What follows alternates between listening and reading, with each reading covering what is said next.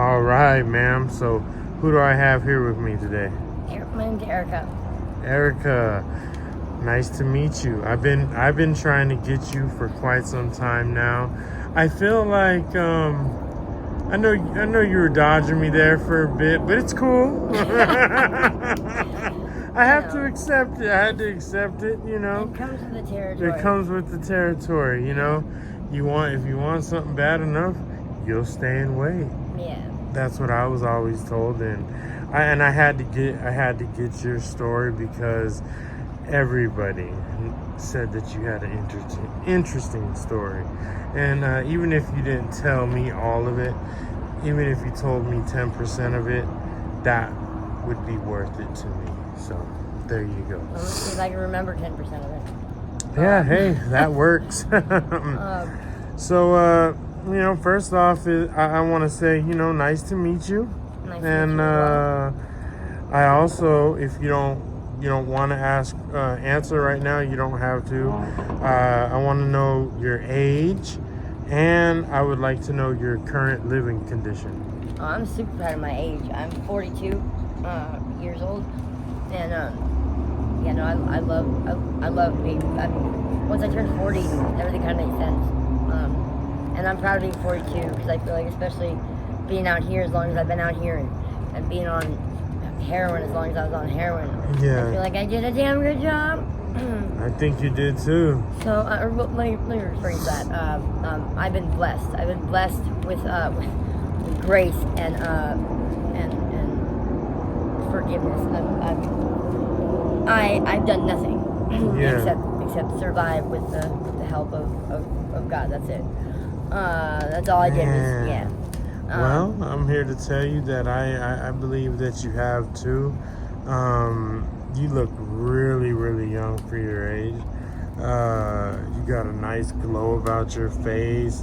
So it's almost like if you use products, not saying that you don't or nothing like that, but it's almost like you use products and do things to, kind of like what my wife does. She sits in there for 15-20 minutes and does all this routine stuff. So that's what it seems like. I did that all throughout my 20s. Yeah, so all throughout, and with people telling me, you don't need that, you're too young for that, and it was all in preparation for this. Cause look at that! Wow, that's amazing. That is so amazing. And it's really because my mother looked really old. My mom looked like 60 when she was 40. Wow. And she instilled in me to take care of, because she smoked cigarettes and I smoked cigarettes, but the difference on the effects that it had on my face are extreme, because I kept my skin healthy. Whatever that is, and really that's the only thing. I took care of the skin on my face. Yeah, and you did a mighty good job. My wife even was like, I shit you not. Yeah, no, I love it. There's no way. She said, stop this shit. I was like, I'll just see you later. Some dude I met the other day, that was the first thing he asked me. He's like, hey, how old are you? And most girls, are not gonna answer that. No. Honestly, first of all, they're not gonna answer it at all most of the time, because how rude. Yeah. But me, I'm asshole. Yeah. I like it. That's cool, man. I used to hate it though, getting carded until I was 35. Yeah, I bet you were. Yeah. Beautiful lady. My current living conditions. I'm currently in a transitional place called Halle's house. It's run by UMOM. Oh, great. I heard a lot about that place. Could you elaborate on some of the conditions and stuff that you have to go by or follow prior to being able to move in there? Yeah. So this is actually it's the only one that I've ever heard of where it's basically like a shelter, except it's not that setting, right? Because the shelter doesn't require you to do a lot. They don't check my pockets when I go back. They don't drug test me, which a lot of the places that I've been to, that one time you get high, you go home and then you're kicked out back on the street again. It's happened just so many times, and so I've only been there for 3 weeks, And I said that anybody not succeeding there is not, they don't want to succeed or they're lazy, because the resources are there. And I mean, like there's an employment center across the street that's open Monday through Friday. And the lady, basically makes a resume for you. Like, she gives you this worksheet, and it's very vague details, and she just crafts a resume around it for you. And then there's all kinds of job fairs, and they have workshops and you see, so to me, you know what, I hear a lot of people saying that they become homeless as a part of a science experiment. Now, have you ran across people who do that too, or is this just a fad, or just some kids trying to be funny? I've run across people that say that. It's like one of a couple things. It's either that's what they say to impress people around them, or they came a lot of the times. I feel like it's kids that they have a place to go, they can go home, but for a while when I was a teenager, that's what I would do. I mean, I'd get in trouble and I just wouldn't go home for a year and a half. But it's, I think they do it because they can't get high at home or whatever. But anybody who actually, anybody actually becoming homeless as a science experiment is like a sociology major. Like, they have to have something driving them to do that. People aren't, if they're out here just hanging out, they're not. No, it might be it feels like a science experiment, but I doubt that was the reason that they So it might be fun for the moment. And it was. Yeah. I mean, it's always fun for a little while, but at the end of the day, it turns into what we all know it is, and it's bullshit. At the end of the day, I've done it. Everyone here's done it, and I think this, it has to end, right? Like, God, this ride has to be over, don't it? Like, man, I'm 40. Tired. Man, I'm tired too. I'm beat. My mom, she was like, "Man, you sound like you're doing shit or something. You sound like man." And I'm like, "No, I'm just beat. I'm dragging ass." I mean, and all the stuff, all the horror stories, all the things that all it all takes a toll. Like, that's why the dude that I was with, I broke it off, because the main reason was because it felt like there was a demon in him. Like, everything that he said, everything that he did was negative or violent. And he's like, "Well, I'm not mad." Okay, well, that when you're yelling and cussing and whatever, while you're not mad, it feels negative, and that negative energy, it doesn't. My positive energy doesn't like it. It doesn't jive. Well, so can you please stop doing it? No way. Yeah. No way. So how do you said you have kids, so how do your kids feel about you being out here? Oh, you don't have kids. No, okay, so that's, I told you I earlier. have That's given awesome. birth to kids. I was raped when I first became homeless, Wow. 2011 or 12, and I had to be 11, because I had him in July of 2012, and while I'll say that I agree that if a woman wants to make that decision, it should be her choice to make. 100%. But I do not at all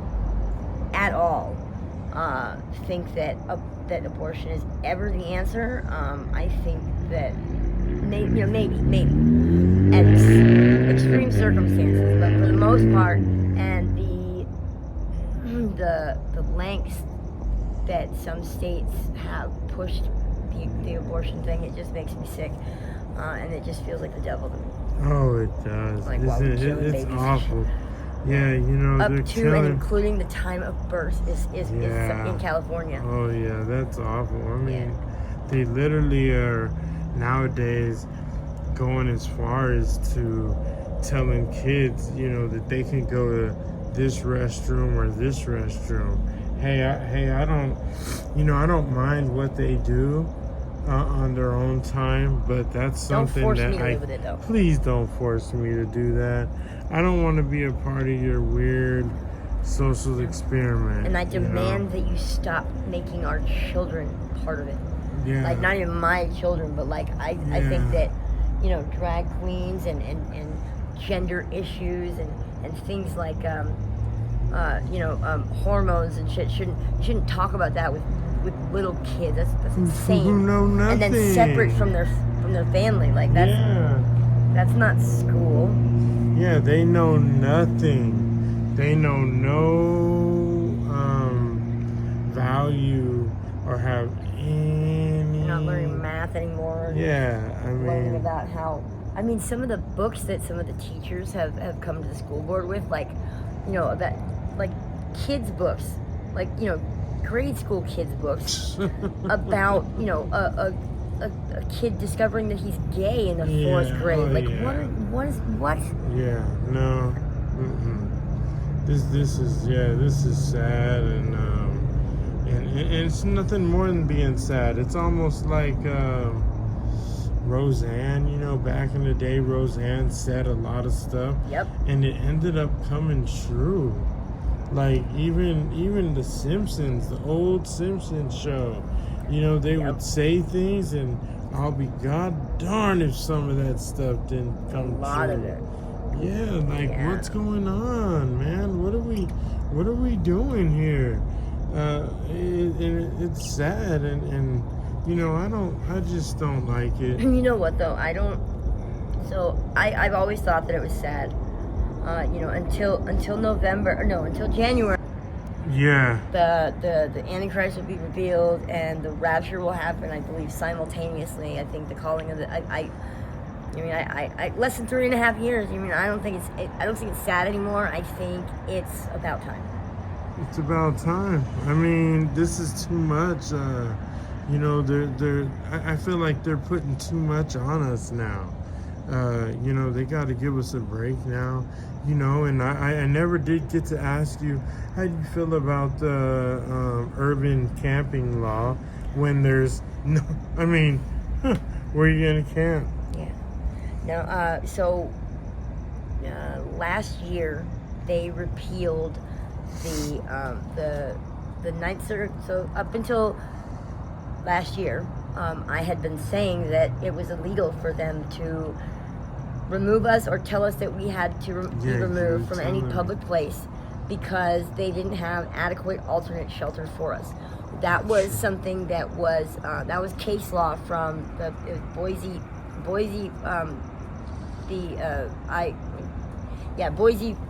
Idaho versus, you know, the Supreme Court, and that was like the 9th time they've gotten together and made that choice for different states. But the Ninth Circuit Court of Appeals is our region's version of the Supreme Court appeal system, and that's their wording. And because Tempe didn't have any shelter, and the iHelp, you can't consider that shelter. I thought that we were good, but they kept chasing us around, and even though it was illegal, it didn't keep them from doing it, and nobody stopped them. I mean, meanwhile, like, we thought we were going to be all right, because at the same time, Phoenix was being investigated by the Department of Justice, and for the way that they handled fucking Cass and shit.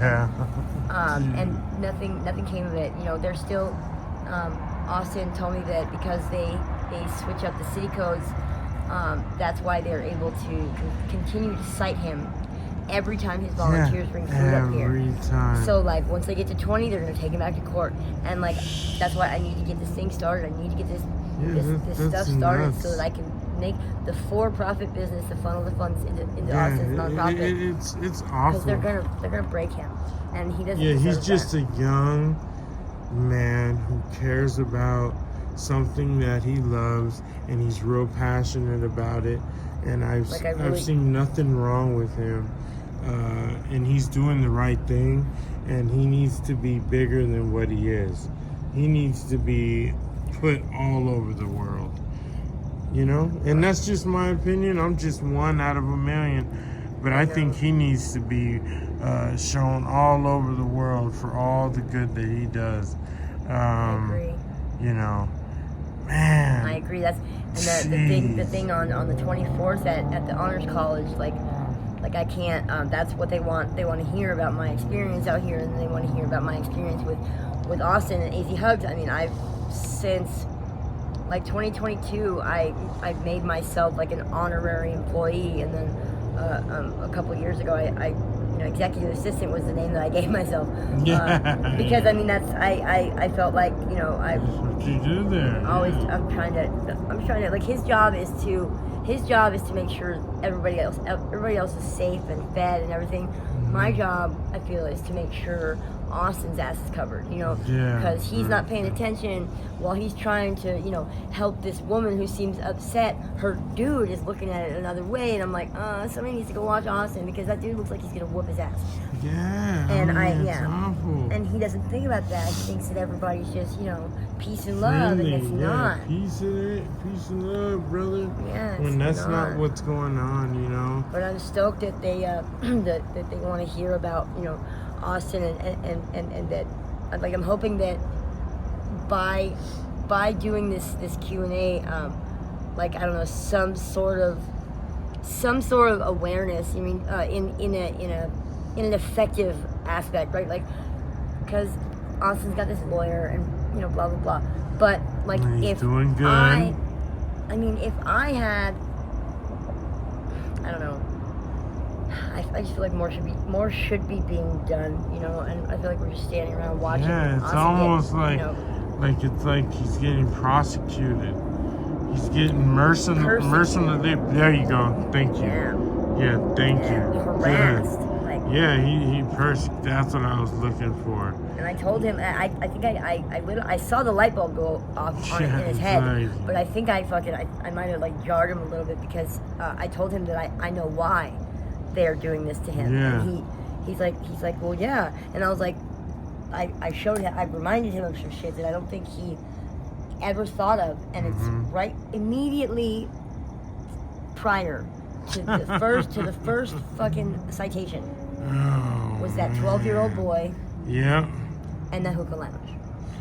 And Austin was like, it was simultaneous, Austin. It was simultaneous. And that's why I do think that that's what the cops said. The cops told that woman, that was probably Austin in those pictures with your boy. Yeah. That right there tells me that they're fucking around. And if you look at it, all the money that they were given, the CARES Act money, after the CARES Act money was gone, they got another $7.5 million for the homeless problem. Yeah. When you get all that money and the problem only gets worse, there's only one answer: it's corruption. That's it. It's crazy. It's crazy. I can't believe that it's gone this far already for people to take it where it needs to go. It's like, come on, Tempe. You guys got Hope here. Hope trucks every year, brand new. Let's get some new,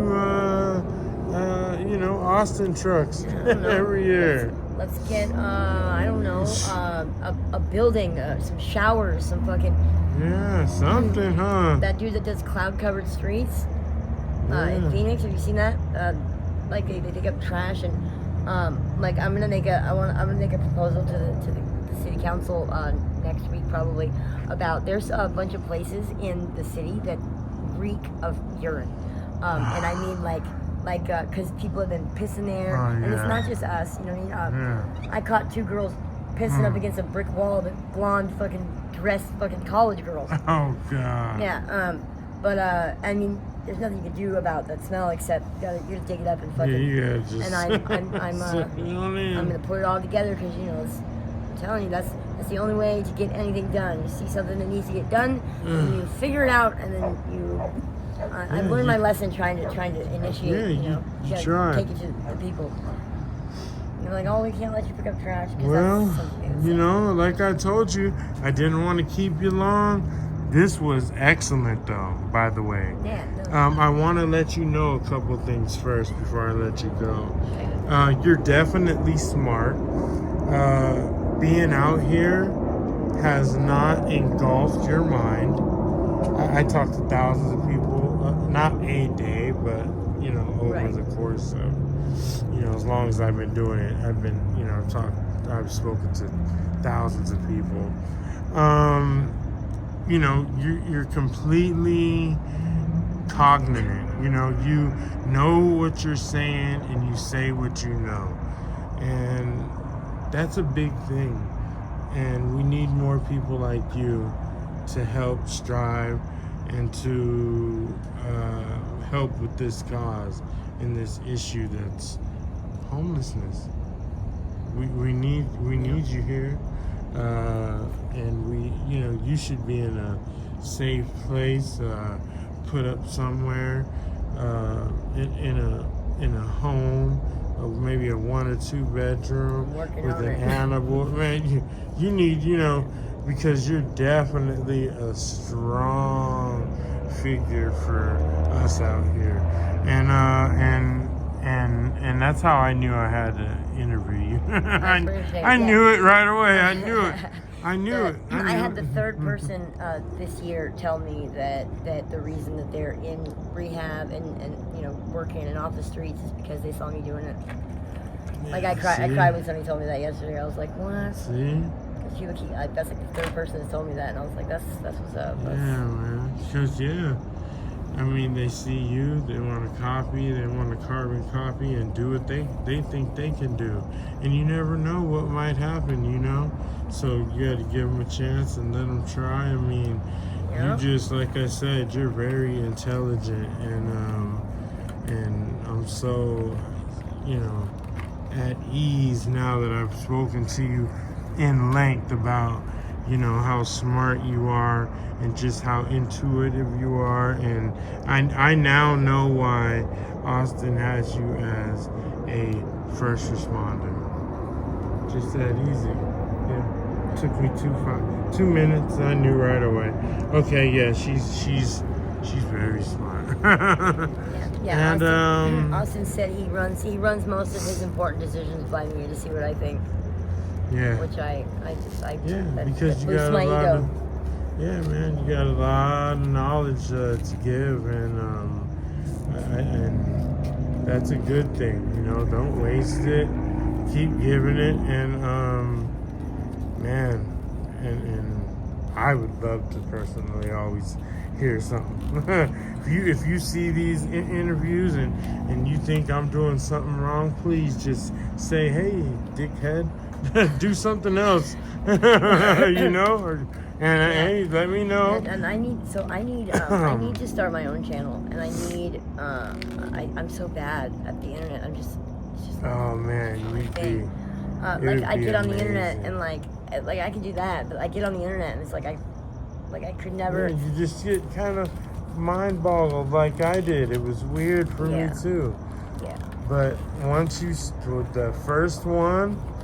Then you're like, oh, okay. The second one, then you're like, and I'm supposed to be. I'm supposed to be like I need to be like the Bible, and I'm supposed to be reminding those that may have forgotten, informing those that don't know. But you're definitely a beacon of light for a lot of people, and I 101% see that now. And that's why they look at you as like a mom and a mother figure here. So you should feel very, very proud. Some people don't even look at their own mothers. Yeah. But here they are looking at you as a mom. So, yeah, just if you didn't make it that way, you made it this way.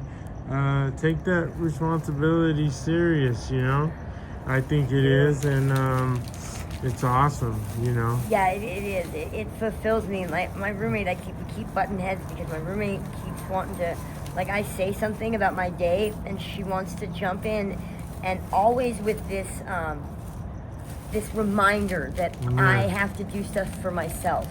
Yeah. Like what I'm doing is wrong, and she's just selfish. She doesn't see that. Yeah. And it doesn't matter how many times I've told her that this is the only time I feel like I'm I'm fulfilled. I don't have a job right now. I need a job so bad. But Austin needs me, and I'm there, and that makes me feel good, And she's like, you just need to take time for yourself. You need to. What she said? I woke up crying one morning. And she goes, without prompt, she said, I'm sobbing out of a dead sleep, and she says, I think that you need to acknowledge that there's a lot of takers in your life. Takers. But you know what? Shut up. Just go back to sleep. Go herder. Right. Yeah, there's just people in the world that, when they see somebody prospering or doing really good off of something, they tend to want to tear that down. Yeah. Because they haven't been in a situation like that. And they haven't had nobody, actually probably call them mom or anything before. That's heavy. That's drove the Chevy to the levee because the levee was dry. That's a heavy thing, man. Yeah, it is. Imagine that. Calling another person, hey, mom. Like, whoa, that's big. And I see you walk through here and you're like a celebrity. So that's exactly how I shit that's you exactly not. How I've always I felt was about like, it. holy moly. Okay. Option one, gotta get this. I gotta get her. So I followed you around like an old lost dog. I've been here for a really long time to get that, and then But even when I first got here, like it was weird. Tempe's. I knew that I was supposed to be here, like almost as soon as I got here. Yeah. And I knew why. And I was and mind you, this is in the middle. I'm still in the middle of the deepest, darkest hole in my life. You know what I mean? Oh, I didn't even yeah. want to be alive. I just wanted to be high. Okay. And I came here, and all these people that are so sweet. They're so they're like innocent souls. A lot of these. Yeah. It's like yeah. it's like they haven't grown up all the way. You know what I mean? And good people, just good people, all talented, like artists but they're so hurt or something by religion. I have to say religion, because they've all like jumped on this completely other, and my friend Batman has 666 tattooed on his face. Oh, like man. I'm like that broke my heart when I saw that you did that. Like it's not, this isn't a joke, and I'm sorry that people were nasty to you and they ruined it for you, but like I think I'm here, and my words don't mean anything. It's my light, which as you and others have put it. I need them. They'll have to see it through me. You know what I mean? Because they won't listen to it because they've heard it. Yeah. And they've heard it by hypocrites, I think. There you go. And but yeah, that's because before I was 18 years old, I knew that I was going to turn my life into a mess, and that mess was going to be a message that needed to be heard.